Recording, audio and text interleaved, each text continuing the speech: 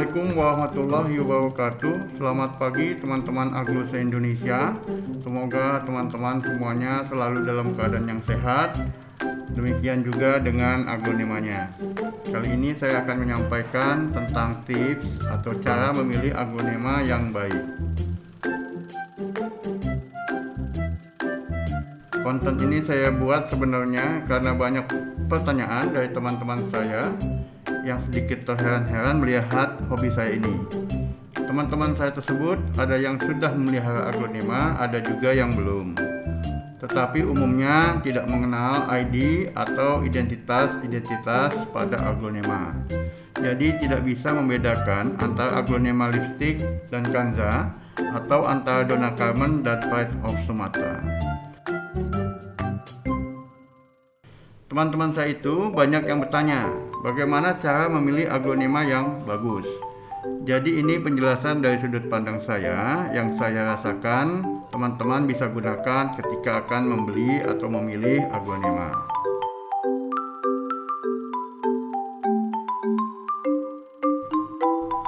Yang pertama yang harus diperhatikan sebelum membeli atau memilih agronema itu harus sehat. Salah satunya adalah dengan melihat bagian akarnya. Namun tentu saja kita tidak bisa membongkar tanaman yang akan kita pilih. Bagaimana cara kita melihat agronema yang akan kita beli dalam keadaan sehat tanpa melihat akarnya? Pertama, perhatikan seluruh daunnya menghadap ke atas. Seperti agronema ini ya. Daunnya miring diagonal ke atas, tidak ada yang letoy menjuntai ke bawah. Kalau cuma satu masih mending, kemungkinan terlalu lama terkena sinar matahari akibat paranet mungkin lupa ditutup pada jam 9. Jadi teman-teman, ini pedoman pertama dalam membeli agronema ya.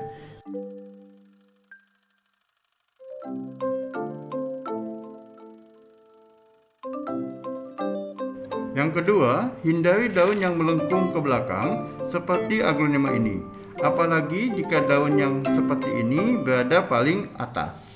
Daun yang melengkung seperti ini terjadi akibat kekurangan nutrisi atau dehidrasi ketika daun tersebut masih kuncup. Melihat daun yang melengkung pada tanaman ini berada paling bawah dan ada 5 daun yang di atasnya sudah tidak melengkung lagi, menunjukkan agronema ini 5 bulan terakhir sudah kembali sehat. Daun yang sudah melengkung seperti ini tidak bisa sembuhkan, hanya bisa dibuang atau dibiarkan saja.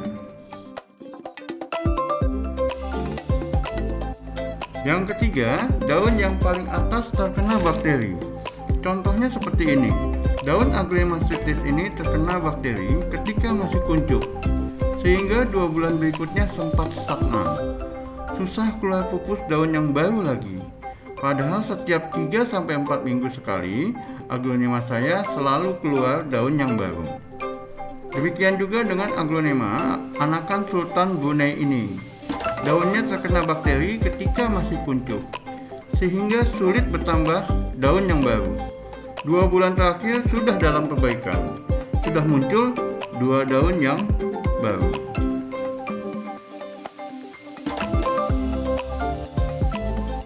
Keempat, jangan membeli yang daun barunya sebentar lagi terbuka, terutama untuk yang belanja online dan waktu pengirimannya mencapai 5 hari.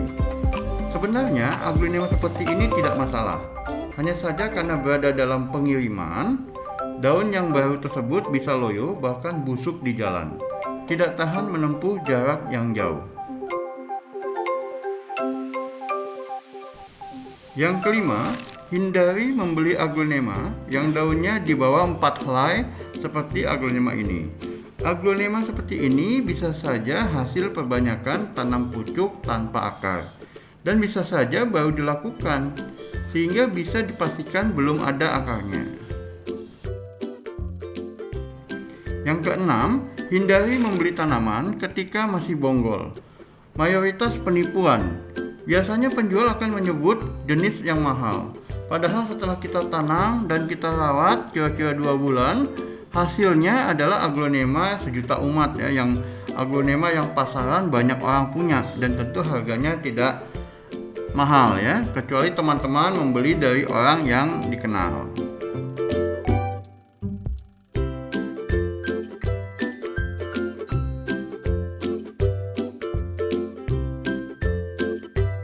Selanjutnya, kriteria yang harus diperhatikan untuk memilih aglonema adalah aglonemanya yang cantik. Kalau cantik itu sebenarnya relatif, kriteria setiap orang juga tidak sama. Tapi karena aglonema itu ratu daun, tentu saja dilihat dari kualitas daunnya. Yang pertama, daunnya rimbun atau daunnya banyak, tetapi daunnya tetap rapi dan teratur. Yang kedua, daunnya segar atau mengkilap. Nah, ini supaya mengkilap harus rajin disemprot setiap pagi pada bagian atas supaya debu yang menempel hilang sekaligus mengusir serangga yang membawa bakteri. Untuk mengkilap bisa juga dibantu dengan dilap. Biasanya saya lap dengan larutan vitamin B1. Selain lebih cerah, juga lebih sehat. Sedangkan di musim hujan, saya lap dengan larutan sabun cuci piring yang berfungsi juga sebagai anti hama, antibakteri, maupun anti jamur. Yang ketiga, susunan daunnya rapi ya, atau roset, seperti susunan bunga mawar. Kurang lebih seperti aglonema arjuna ini, maupun red bordeaux, yang susunan daunnya seperti susunan bunga mawar. Bandingkan dengan aglonema red peacock ini. Daunnya ada yang rontok sehingga mempengaruhi kecantikannya. Karena tidak roset, jadi berkurang keindahannya. Ini juga aglonema red spider ini ya, ini relatif bisa dikatakan roset ya, daunnya masih beraturan. Yang keempat, mutasi warna. Jadi mutasi warna juga dapat membuat aglo lebih cantik. Seperti aglonema red stardust saya ini, benar-benar menor. Aglonema Big Oi ini juga bermutasi ya. Hanya 2 daun terakhir warnanya sudah kembali normal. Cara membuat aglonema bermutasi dapat dilihat di link di atas ya, atau di deskripsi. Teman-teman semua, aglonema yang sehat dan cantik tidak perlu mahal. Aglonema yang mahal itu selain sehat dan cantik yang sudah dibahas di atas, juga dipengaruhi oleh ID atau identitas. ID yang langka berarti stoknya hanya sedikit, otomatis harganya akan mahal.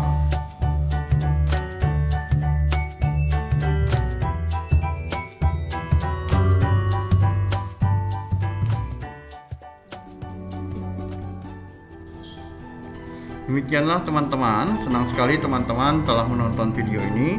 Semoga video ini bermanfaat bagi teman-teman, terutama yang masih pemula yang hendak belanja untuk memilih aglonemanya.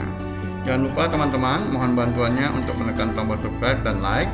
Kami juga mohon berkenan untuk memberikan masukan di kolom komentar supaya video ini dapat terus berkembang. Terima kasih.